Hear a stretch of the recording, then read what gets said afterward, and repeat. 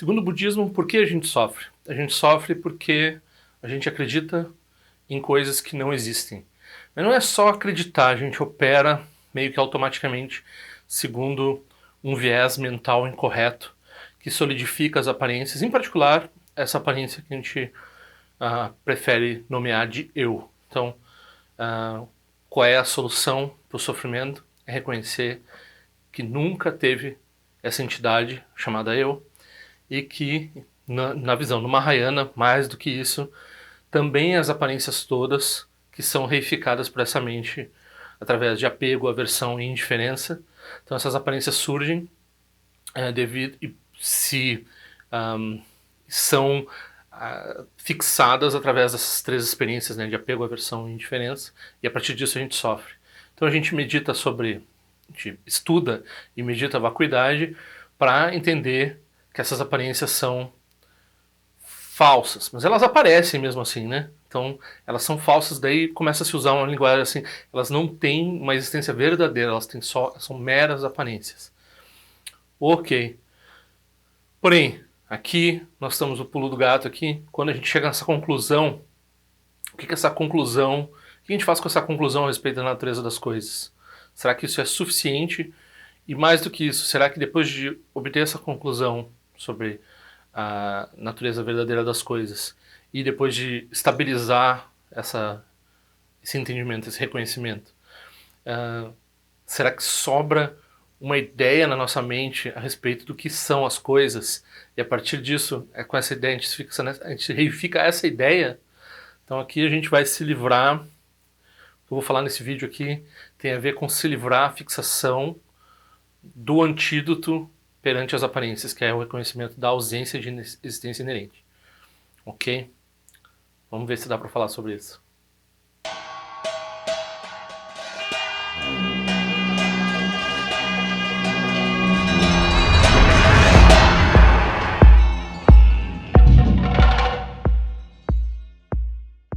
Então, muito em breve eu vou estar enviando cartões de novo. Por favor, enviem seus endereços aqui, quem quiser receber. Eu mando esses cartões. Quem quiser contribuir também para as minhas atividades para o site, por favor, dá uma olhada nesse endereço aqui, que tem opções de PayPal, PagSeguro, PicPay, as contas bancárias. E assim pode ajudar no meu trabalho, para eu poder focar mais nisso. Muito obrigado, eu agradeço bastante. Por favor, também assinem o canal, por favor. Curtam os vídeos, compartilhem com quem vocês acham que pode se interessar, se vocês veem valor no que eu estou fazendo aqui. E era só isso, era esse o recado. Cada vez está mais curto, né? Então, acho que lá na introdução do vídeo ficou meio complicado, mas é um pouco mais simples. É assim. Então a gente tem o reconhecimento, primeiro, o reconhecimento de que a gente está num sofrimento, né? Numa insatisfação perante a nossa existência, ok? Aí essa insatisfação vem de uma visão errônea, vem do entendimento errado a respeito da natureza das coisas. A gente subdivide esse entendimento errado em duas coisas. A crença na existência de um eu e a crença na existência, a palavra sólida, né, mas a crença nas aparências como algo que existe de verdade. Então, a gente olha, tem aparência, mas a gente diz, não, mas o que surge, os fenômenos sensoriais, sons, formas, todas as sensações táteis, todas essas coisas, elas têm uma existência, né? Claro, se a gente para pensar que um segundo sobre essas, né, na nossa experiência cotidiana, tudo parece tão sólido, né?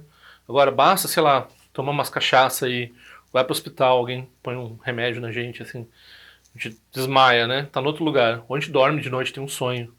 Ou a gente começa a devagar, a gente está dentro de um ônibus andando e pensando em outra coisa, e evoca memórias, a gente tem, né? Então a gente está sobrecarregado de experiências sensoriais, nas quais a gente acredita bastante. Por outro lado, a gente tem evidências o tempo todo de que elas não são tudo, ou não são o que é de principal, né?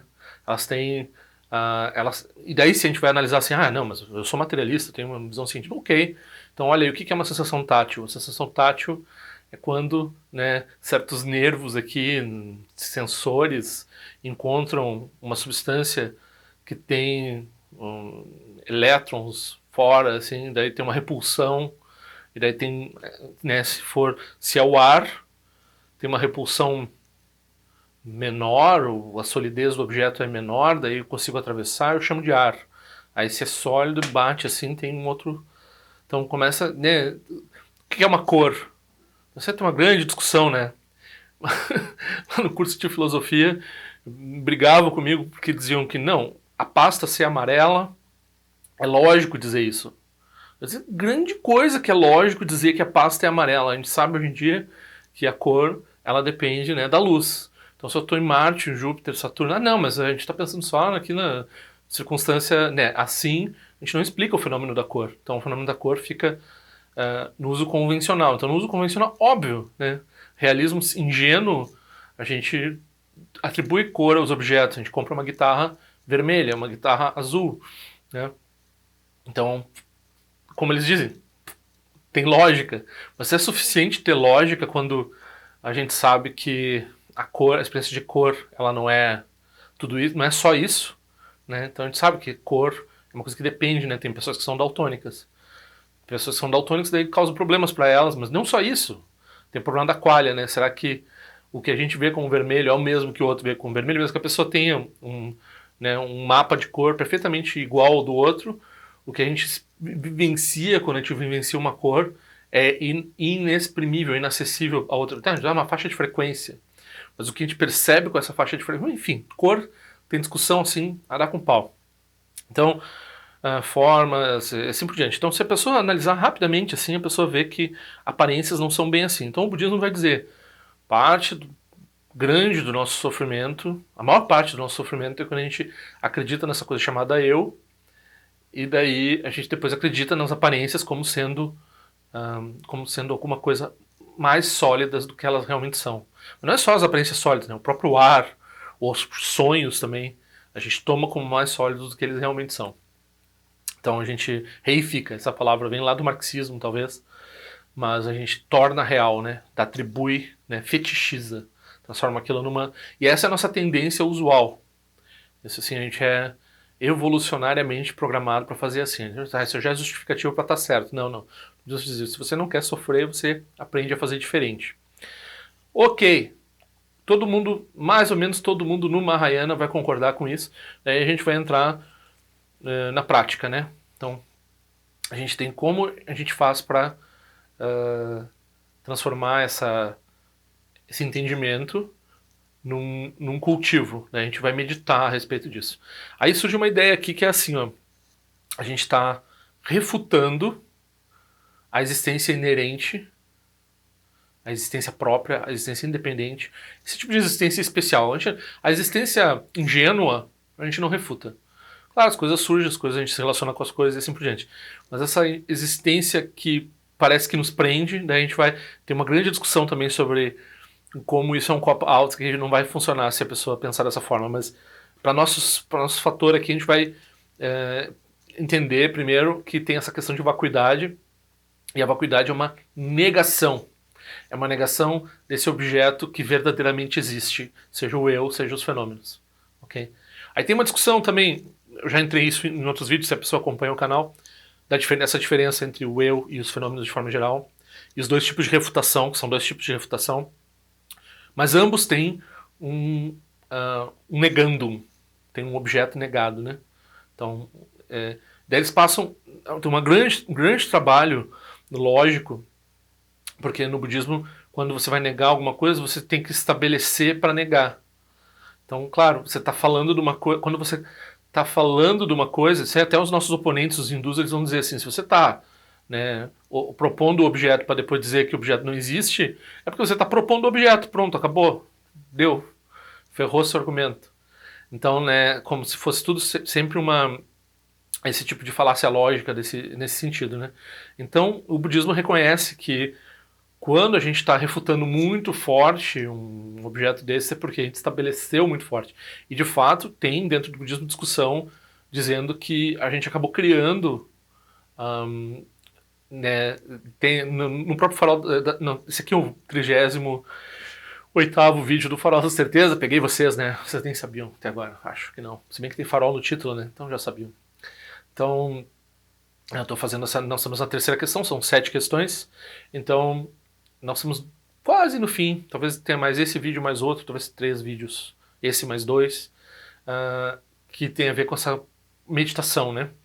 Então, o aspecto de meditação, se a gente mantém uma apreensão modal ou não durante a prática da meditação. Se deve manter ou não. O que é essa apreensão modal? É quando a gente tem esse negando, a gente tem esse objeto de negação, que é a verdadeira essência dos fenômenos, ou a existência própria de um eu. Né? Então, esses qualificadores, né?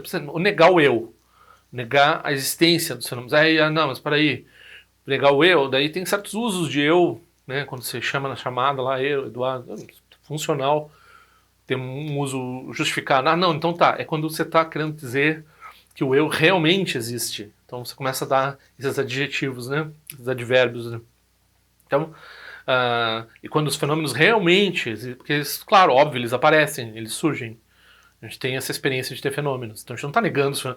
Não é um niilismo assim, óbvio de dizer não, nada existe. Né? Muitas vezes até vai ver piada de budismo, é tudo sobre o nada, não sei o que. Não, a gente não nega essa aparência. Aparências são importantes, inclusive. A gente nega essa a causa do sofrimento, que é quando a gente se fixa as aparências, particularmente, daí a gente usa essa expressão clashes, né, esses contaminantes, que são a gente vê uma aparência, acha bom, vai atrás, vê uma aparência, acha ruim, foge dela, e vê uma aparência e não tá nem aí, que é a indiferença. Então, quando a gente está operando através desses três, é porque está tendo essa crença nesse sonho como uma coisa realmente existente. Ufa, né? Então tem todo esse ensinamento de vacuidade, assim, resumido de uma forma rápida aqui. Aí, na nossa discussão aqui dos meditadores, das duas escolas que a gente está debatendo aqui, tem uns que dizem que a gente tem que estudar mais, porque senão, se a gente vai sentar para praticar só como uma ideia qualquer do que é uma ausência, vai ficar que nem esses bobos que acabam renascendo animal, porque eles ficam meio com a cabeça vazia de nada, qualquer coisa, e daí eles produzem só uma conexão com um reino de ignorância, um reino de sono, sei lá, estado de coma, né? Então eles reificam essa negação. Então, eles nem estudaram a negação, nem estudaram toda essa sutileza aqui. Eles dizem não tem nada, então não interessa nada. Então eles meio que caem praticam segundo a indiferença geral e produzem. E daí tá, tem sutilezas, tem formas mais e menos erradas com relação a isso, tem formas bem erradas, tem formas até parece que eles estão nos enganando assim. Mas tem bastante gente que popularmente fala assim do budismo. E às vezes até surge uma escola ou outra que em algum momento postula uma coisa parecida com isso, mas não no budismo tibetano. Sempre a gente tomou cuidado para não postular esse tipo de ideia, né? Então, mas mesmo assim, daí também surge essa, né, o nosso oponente ele gosta de estudar, ele gosta, e nós vemos o valor que realmente tem que, se a pessoa vai cair numa bobagem dessa, é melhor a pessoa saber o que ela está fazendo, então é melhor estudar também, a gente concorda com o nosso oponente, né? Mas aí o nosso oponente vai dizer assim, quando a gente obtém o negandum e consegue negar, né, o que é essa existência, esse verdadeiro, né, esse adjetivo que a gente adiciona sobre essa existência aqui. Então, quando a gente consegue botar isso na nossa cabeça, a gente fica nisso, sim, e produz um objeto que é uma negação, que é a própria a vacuidade. Então, a vacuidade para eles é surge como uma negação da. Estou exagerando aqui. Óbvio que eles não iam aceitar que falasse assim deles, né? Mas enfim, a modo de dizer, a gente está dizendo que tem uma apreensão, ou seja, que tem um viés mental dizendo que está negando, refutando alguma coisa. Aí a gente volta lá naquela ideia que eu estava falando que, bom, para negar é porque você botou. Então tem esse grande símile que se usa muitas vezes nos ensinamentos budistas, que é o símile da cobra e da corda, né? Então o seu professor acende a luz da sala e o que você via como uma cobra, você vê como uma corda. E daí você relaxa, você diz, que bom, não era uma cobra. Né? Mas se você pensar um pouco, você vai dizer, o fato de você relaxar é fruto da ignorância também, porque nunca teve antes também, não tinha cobra nenhuma, era só uma corda o tempo todo. Você que imputou uma cobra ali, né? Então, o que a gente está dizendo é que esse pessoal, eles pegam e eles ficam repetindo para eles assim, não é uma cobra, não é uma cobra, não é uma cobra. Então essa é a apreensão modal deles, eles ficam negando a existência inerente e Daí a gente pode dizer assim, mas não é uma frase, não é um mantra que eles ficam repetindo para eles, né? É só um jeito de olhar que tem como principal alvo assim, uma espécie de refutação, uma espécie de repetição dessa ideia de que... Ou, daí depois pode sofisticar para dizer assim, nunca teve uma cobra, nunca teve uma cobra, nunca teve uma cobra. Aí pode dizer, sempre teve uma corda, sempre teve uma corda, sempre teve uma corda. Então, a gente fala em catuscote. Então, catuscote é quando a gente afirma, quando a gente nega, quando a gente tanto nega quanto afirma, quando a gente nem nega nem afirma. Então, são 4 formas da gente se fixar esse objeto intelectual, que não é exatamente uma formulação, mas que é um objeto que o nosso oponente diz que usa para meditar. Então, a gente vai dizer assim, ok, para quem não tem a capacidade de reconhecer isso, reconhecer a prática que está além da elaboração, que não é uma prática como aquela que nós estávamos descrevendo agora há pouco, que as pessoas simplesmente estão perdidas aí que nem um animal em coma, né, dormindo, um urso hibernando. As pessoas estão simplesmente esvaziando a cabeça, assim, sem, né, só um estado que não é qualquer coisa, assim, não serve para nada. Uma inutilidade mental absoluta, ok?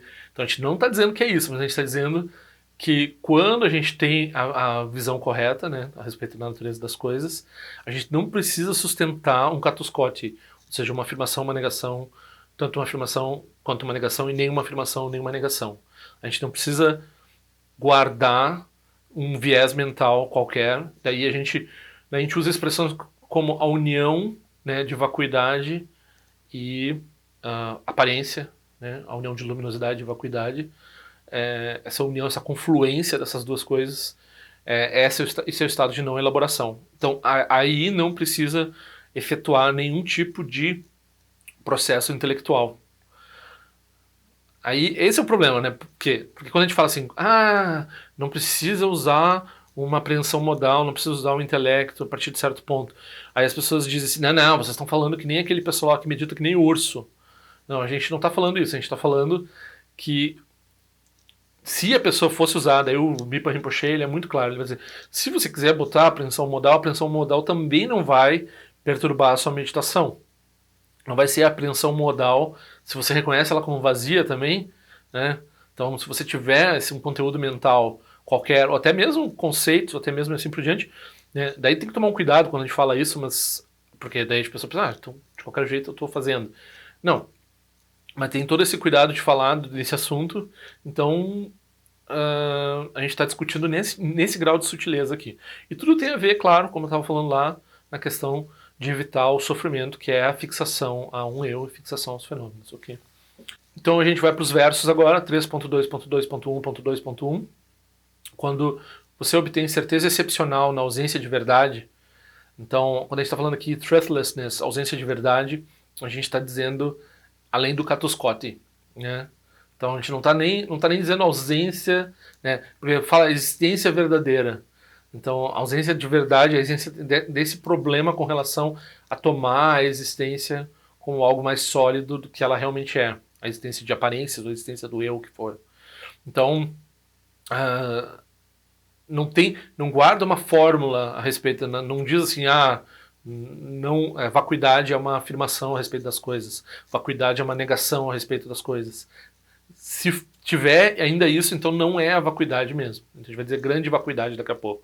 Mas isso é induzido, né? Então você chega nisso com essa tal de apreensão modal. Quando você está estudando, você está vendo, né, como é que você se enganou com a cobra, e daí você vê a corda. Quando você vê a corda, você não precisa mais. Mas você passa por esse processo, a maioria de nós que não é ser sublime e já não cai dentro desse entendimento automaticamente, a gente passa por esse processo intelectual, e daí o quão, né, o nosso oponente vai exagerar ao máximo, porque a pessoa tem que estudar muito. Porque, como o nosso próprio Mipa Rinpoche também vai dizer, na Índia o pessoal passava por grande dificuldade para estabelecer isso, para estudar isso. Então, quando hoje em dia as pessoas dizem que vai muito rápido entender isso, e vai muito rápido praticar numa meditação super avançada, é duvidoso, né? Então, a gente vai falar sobre isso também. Então, essa ausência de verdade induzida por essa apreensão modal, a própria apreensão de não existência não é a natureza final das coisas. Então, é exatamente isso que eu estava dizendo, né? Então, só você usar uma fórmula, um entendimento intelectual para dizer que a natureza das coisas é igual ao seu entendimento intelectual, isso não é realização, isso daí não é ver as coisas como elas são. Isso daí é um jeito de se aproximar disso. É uma das condições, né, uma das formas de trabalhar com mérito e sabedoria para você chegar numa prática mais avançada. Portanto, medite na grande vacuidade livre de elaboração, livre da ambivalência conceitual. Ok? Claro aqui, exatamente isso que eu estava dizendo antes. Se você postula apenas uma coisa não conceitual e diz, você está ali e pronto, aí é duvidoso. É uma coisa assim que você deve realmente dizer, talvez não. Agora, se você produz um entendimento intelectual e daí você faz que nem o Wittgenstein, ou que nem o Buda, quando larga o barco, você lá deixa a escada lá, né, deixa o barco na margem lá e você vai usufruir, aí a gente está falando dessa grande vacuidade, né, grande vacuidade livre de elaboração. Quando você usa o instrumental e depois você não precisa mais do instrumental. Então aí você tem uma garantia do que você está fazendo, né? Quando você realmente compreende a ausência da verdade, a vacuidade surge como relatividade. Então isso aqui, a gente fala que vacuidade e interdependência é a mesma coisa, então essas experiências que a gente tem, esses surgimentos relativos, eles todos são a expressão da vacuidade, tem uma união disso com a vacuidade. Então quando a pessoa está estudando, normalmente ela separa o fenômeno e vacuidade para poder entender o que é no fenômeno que tem essa vacuidade, mas a própria expressão das coisas é essa vacuidade, né? Então aí você não tem apreensão pela forma, pela aparência, você não tem apreensão pela negação, pela vacuidade. Você não guarda nenhum tipo de conceitualização arbitrária com relação a se prender ou se fixar as formas e também de se prender e se fixar ao seu processo de negação com relação ao quê? Com relação à sua ignorância, porque você produz ignorância e se apega aos fenômenos, né? Então você não precisa de nenhuma das duas coisas. Sempre foi uma corda, né? Então você não se fixa. E daí esse tipo de prática é digno de confiança da mesma forma que o ouro refinado pelo fogo. Também um símile famoso nos ensinamentos budistas sobre questão epistemológica. Você pega os ensinamentos e você estuda eles, você reflete sobre eles para refinar, né? Porque a sua mente, você mistura os ensinamentos com a sua mente, né? Aí depois, aí fica tudo meio contaminado. Porque a nossa tendência usual de ouvir os ensinamentos é transformar numa coisa que tem a ver com os nossos problemas, né, cognitivos e pessoais e assim por diante. Então, depois você vai lá e refina esse ensinamento que passou por esse processo de contaminação na sua mente, e daí vira só Dharma. E daí você se torna né, integra o Dharma perfeitamente, você se torna uma expressão de Dharma, não ser realizado, né? Então essa é essa é a ideia, você não apenas aceita os ensinamentos, né? Esse é um tema comum no Dharma, né? Você apenas ouvir, daí dizer, o professor disse, porque o professor disse era isso.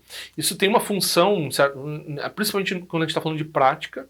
Então, quando a gente está falando de prática, é melhor não tentar entender tudo, não tentar discutir cada elemento da prática, porque aquilo é prática. Quando a gente está falando de estabelecer visão, que é isso aqui, estabelecer qual é a posição intelectual e também a posição que transcende o intelecto, daí é importante não simplesmente aceitar. Daí é importante usar ao máximo esse poder de análise, né, de refino intelectual.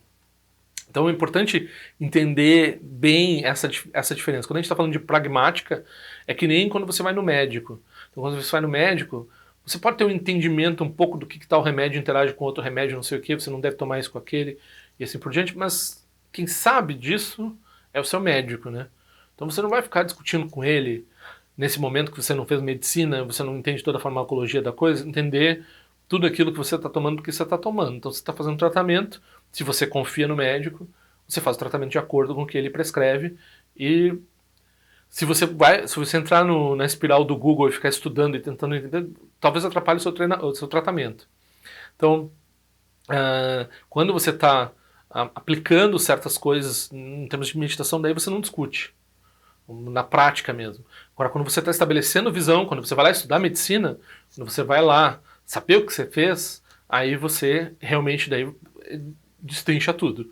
Então, esses dois pontos são muito importantes porque Na prática, quando a gente vai num centro de Dharma, a gente tem um momento de duvidar dos ensinamentos e um momento de fazer uma análise muito criteriosa e tem um momento de não fazer isso. E particularmente dentro do Vajrayana, o Vajrayana é feito para quem já estabeleceu a visão.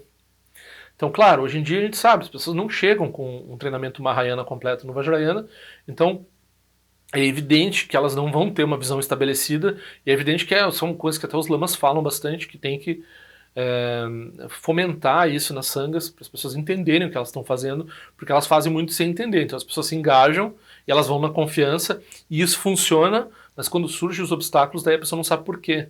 Então, daí por isso que se estuda, daí por isso que se estabelece a visão. Isso era algo para já estar pronto antes da pessoa ter o Vajrayana, mas hoje em dia a gente não tem mais tempo para isso. É importante entender esses os dois pontos aqui, né?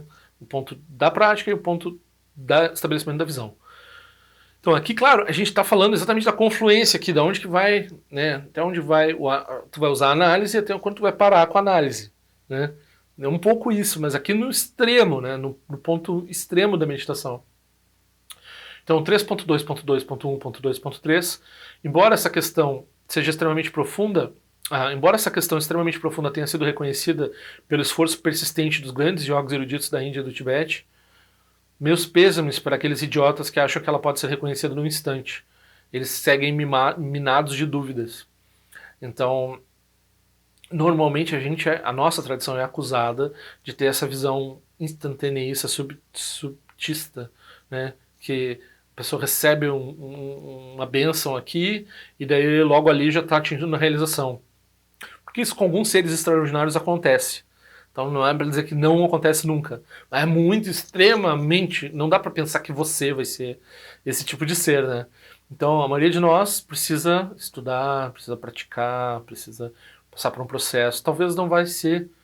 É importante dizer... Talvez não vá ser para essa vida. Se a pessoa é um bom praticante do Vajrayana, talvez seja no momento da morte. Se a pessoa é um mau praticante do Vajrayana, talvez ela consiga um bom renascimento. Se a pessoa é um péssimo praticante, talvez ela tenha que encontrar de novo o Dharma daqui a algumas vidas, se é que vai conseguir. Daí ela começa a ficar, né, a situação fica mais... Melhor praticar para ir para a terra pura do Buda Amitabha, então, né? É mais garantido deixar um paraquedas ali para um momento difícil, né? Então, para a maioria de nós, que nós não temos estudo e nem prática, às vezes a gente consegue patrocinar alguém. E às vezes nem isso. Então, fica uma aspiração. Então é bom refazer a aspiração também. 3.2.2.2.1 Na prática principal de absorção, os fenômenos reais e potenciais, Samsara Nirvana. Então, o que é o fenômeno real? É o Nirvana. Os fenômenos potenciais são Samsara. É um jeito interessante de falar de Samsara e Nirvana, porque a gente fala assim, todas as possibilidades, quando tem possibilidades, a gente está falando de Samsara. Que é cheio de sofrimento, que é um ciclo cheio de sofrimento. Né? Mas aqui a gente está dizendo que os fenômenos reais e potenciais estão além de, tanto o Samsara quanto o Nirvana, eles estão além da existência e da não existência. Então eles não se aplica o Cato-Scott a eles. Se na natureza das coisas a existência e não existência não são estabelecidas, então se você realmente não estabelece nem como existente nem como não existente, que é o que nós não fazemos normalmente nosso usual é atribuir existência. Daí a gente também atribui existência ao caminho, também atribui existência à iluminação, ao Buda e assim por diante. Então a gente gosta, a gente é eternalista, a gente quer atribuir existência às coisas. Daí a gente produz um antídoto, a gente vai dizer, não, tá tudo errado, é não existente, daí a gente se fixa na não existência. Então aqui está dizendo, você não se fixa, é uma corda desde o início, você não se fixa nessas coisas na cobra de precisar, né, da esperança das coisas existirem e de ter que refutar essa sua ideia que você teve. Então você não está nesses dois extremos de refutação e de aceitação. Quando não é estabelecido em um lugar essa a apreensão enviesada, né, ou seja, né, quando a gente fala em bias, quando a gente fala em viés, quando a gente fala em se prender a algum aspecto intelectual, é qualquer elaboração conceitual, seja negação, seja afirmação, etc. Isso aí já é um problema. Então o problema já está aí. Então, quando nós analisamos de forma racional, nós vemos que nada vai ser estabelecido em lugar nenhum. Então isso é um resultado racional que você obtém. Também isso é importante dizer, você não é araquiri conceitual aqui. Você realmente chega a essa conclusão. E daí você não, né, quando você chega a essa conclusão, daí você treina. Treinar é treinar no repouso além dessas apreensões. Porque não adianta também a pessoa só chegar a uma conclusão, né, que é uma conclusão que não é uma fórmula, que é uma conclusão que vai dizer que não tem nada estabelecido em lugar algum.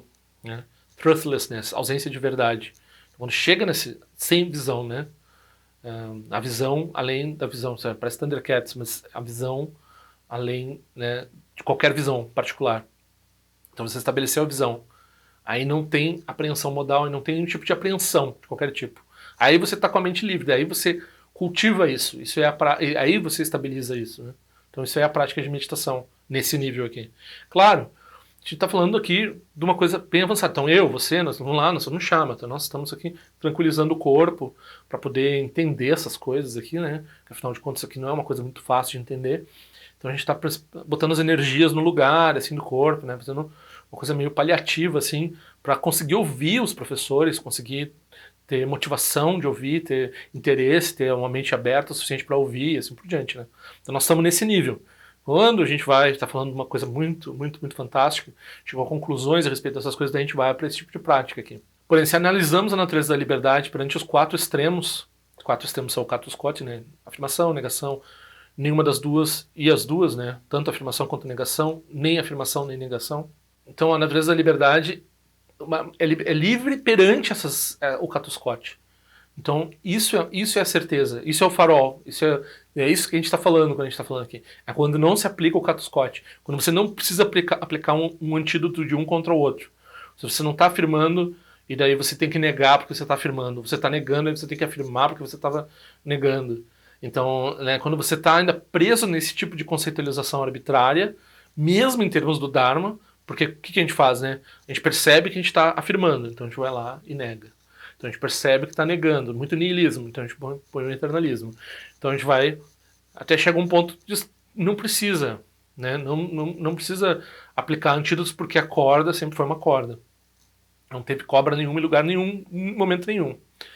E a partir desse discernimento penetrante, então isso é o discernimento, isso é o insight, isso é a realização da visão, né? Isso é a visão. Essa sabedoria luminosa autossurgida se torna brilhante como um farol. Então a partir disso é que brota o Dharma, a partir disso que a pessoa pode entender o Dharma e falar do Dharma e ter o aspecto de realização do Dharma e assim por diante. 3.2.2.2 O seu oposto, a noite escura dos quatro extremos dos intelectos inferiores. Então os intelectos inferiores eles ficam envolvidos no Cato Scott, né? Negação, afirmação, blá blá blá blá blá. Ela é desenraizada por esse mesmo antídoto, então você não se fixa aos quatro modos. E assim, quando você se medita, surge essa certeza. Naturalmente surge a certeza, né? Então, a gente está se encaminhando para o fim do terceiro ponto. Acho que está ficando mais claro, né? Acho que sempre foi claro num sentido amplo, de que a gente está falando de uma forma nuançada que é preciso estudar e que é preciso chegar a reflexões e conclusões e assim por diante. E depois a gente precisa aprender o que fazer com isso para transformar isso em meditação. E daí dentro disso, a meditação correta não é... Ela vem através do desenvolvimento dessa apreensão modal, mas ela não depende da apreensão modal e ela não é nem com nem sem apreensão modal. Isso é o que o Mipan Rinpoche vai dizer. Né? Então ela está realmente livre de elaboração conceitual. Ela não vai se prender nem a isso nem aquilo. E daí o único cuidado que a gente tem é que quando a gente está falando nisso, a gente não está falando daquelas meditações errôneas que muitas vezes se fala do budismo dessa forma, e mesmo no budismo, algumas vezes alguns professores na história sustentaram formas que a gente sabe hoje que são problemáticas. Então basicamente era isso. Eu não sei se vai ser mais um ou mais dois vídeos, eu vou ver para a gente terminar essa terceira questão. E daí nós vamos para a quarta questão. A quarta questão é se a gente deve fazer shamatha ou vipassana. Tem a ver com isso aqui, né, basicamente. Depende também, com certeza, eu não sei a resposta do Mipan Rinpoche, né, mas eu vou dar a minha resposta aqui, vamos ver se fecha, né? Ele vai dizer, depende da pessoa, né? Se a pessoa está começando, tem que fazer mais shamatha. Eu acho que ele vai dizer mais ou menos isso. Se a pessoa está, né, fazendo esse tipo de coisa aqui, isso aqui é vipassana, né?